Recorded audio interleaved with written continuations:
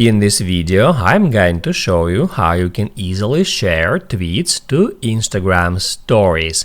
Be sure to watch the video to the very end so you don't make any mistakes, and of course do not forget to like this video and subscribe to my channel. So let's begin, and first off, open up Twitter app. Then once you find a tweet that you want to share with somebody, all you have to do is just tap at that icon, and that will give you these options. And from here, if you want to share this tweet to Instagram stories, you can just tap where it says Instagram stories, and that will open up Instagram story creator with that tweet right here.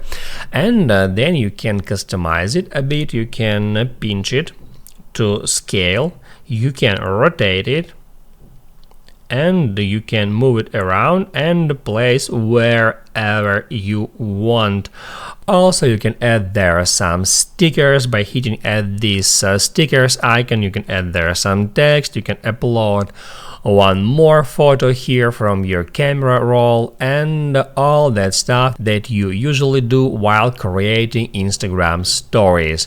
Then just hit add arrow icon and share this story with your followers.